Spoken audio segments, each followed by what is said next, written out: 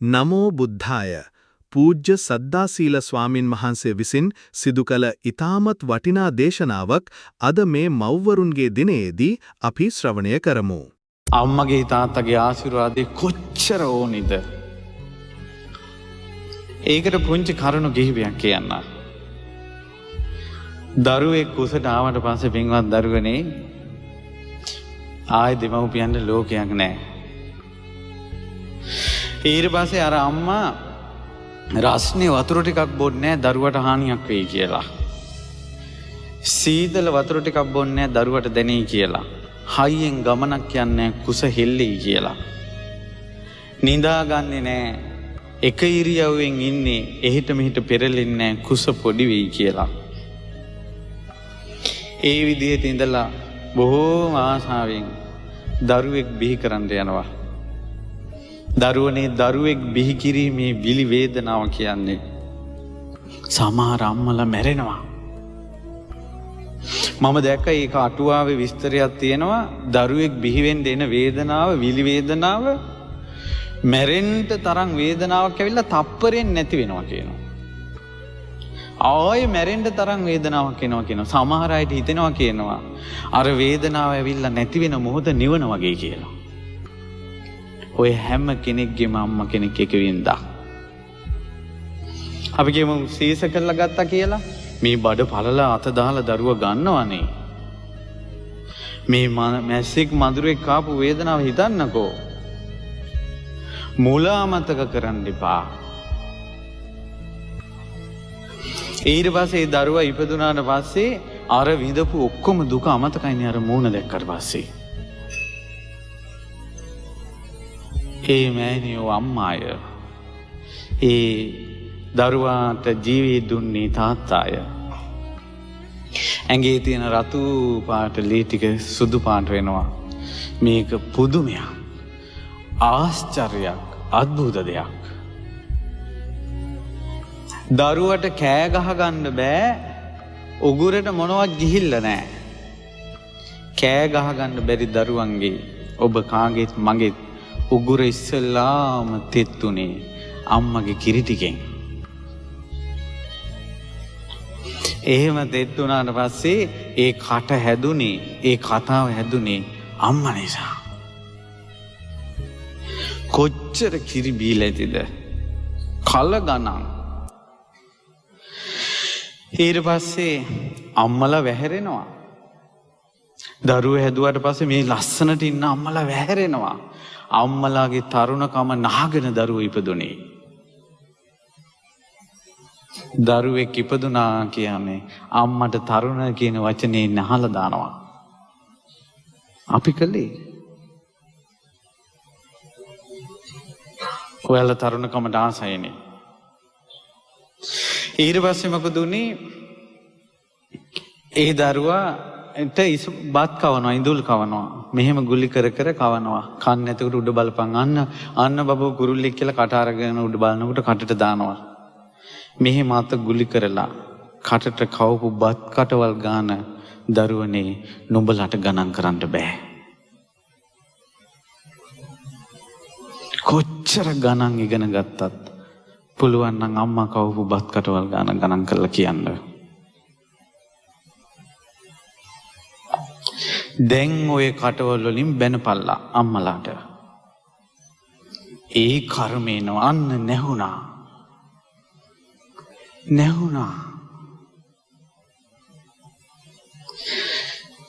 දැන් අම්මගේ කටින් කොහොමද එන්නේ? අත දික් කරනකොට උඹලා දන්නේවා කියලා කියනකොට කොහොමද හදමඩලින් එන්නේ? තාත්තා දෙසිය කොච්චර ඇඳුම් හොදලා තියනවද? ඊළඟට දරුවනේ අපිට හැම දෙයක්ම උගන්වුවේ අය අපි බත් කන්නවත් දන්නේ නැහැ. මූණ හැමතැනම ගා ගන්නවා. උන්දලාගේ කකුල් දෙකට අපේ කකුල් දෙක තියාගෙන ඇවිද්දිවි උන්දලා. අනේ අපි කොච්චර ඇවිදලා ගියත් ඉස්සෙල්ලාම එක අඩියක් ඉස්සරහට තියෙනකොට අපේ දරුවා අඩිය තියනවා කියලා උන්දලා හතුටු වුණා. ආවසට බලන්න බින්වත් දරුවනේ අම්මලා ඔච්චර බත් කටවල් කවලා තියෙද්දි තමන්ගේ අම්මට එක බත් කටක් කවපු නැති කොල්ලු කෙල්ලු මෙතන ඉන්නවා. ඒත් යාළු වෙච්ච කෙල්ලට කැව්වා බත්. කොහෙවත් යන කෙල්ලෙකුට බත් කැව්වා. මේ කටට බත් කවපු අම්මට බත් කටක් කවලා නැහැ. මේ පාරිශුද්ධ ශ්‍රී සද්ධර්මයේ කොහොමනම් අල්ලන්නද? මේ මුනිවරු විශ්වාස කරපු ධර්මය නැසිලා නම් කොහෙවත් යන කෙල්ලන් දෙක එක වරන් දුන්නා. තමන්ගේ අම්මට වස්ත්‍රයක් අරන් දුන්නේ නැහැ. තමන්ගේ අම්මගේ වස්ත්‍රයක් හොදලා නැහැ. තාත්තගේ වස්ත්‍රයක් හොදලා නැහැ. දරුවනේ මේ උතුම් ශ්‍රී සද්ධර්මයෙන් ප්‍රයෝජන ගන්න කැමති නම් ওই ගුණය උපද්දව ගන්න. ඔයාලට සමහර අයට සිල් රකින්න අමාරු ඇති. මේ ධර්මයේ මතක තියාගන්න අමාරු ඇති. සත්පුරුෂයන් වහන්සේලා ඇසුරු කරන්න අමාරු ඇති. සමහර වෙලාවට ඒ බාධාව එන්නේ අම්මගේ ආශිර්වාදය නැති නිසාද දන්නේ නැහැ. තාත්තගේ ආශිර්වාදය නැති නිසාද දන්නේ නැහැ. පින්වන්ත දුවෙක් හරි පින්වන්ත පුතෙක් හරි ඉන්නවා නම් දරුවනේ අද අදිෂ්ඨානයක් ඇති කරගන්න ඒ දෙන්නට දුක් දෙන්නේ නැහැ කියලා. සියල්ල දන්නා වූ සියල්ල දක්නා වූ සිදුවිය හැකි දේ සිදුවේ නොහැකි දේ දන්න බුදුරජාණන් වහන්සේ වදාලා ඒ දරුවට හරියනවමයි. නිදම් පහළ නොවෙන්න පුළුවන්. ස්වීප් ඇදෙන්නේ නැතුව තියෙන්න පුළුවන්. කරන රස්සාව වෙන්න පුළුවන් කරන්නේ හිතේ සැනසෙල්ල ඉන්න පුළුවන්. වද දෙන්නේ හිතට. මිහිරි ශ්‍රී සද්ධර්මය ඇහෙනකොට පිරිසිදු වස්ත්‍රයකට උරන සායමක් වගේ ඒ හිත්වලට උරනවා දරුවනේ. ටික ටික සිල්පද හදා ගන්නවා. මව්ගේ ආශිර්වාදය, පියාගේ ආශිර්වාදය.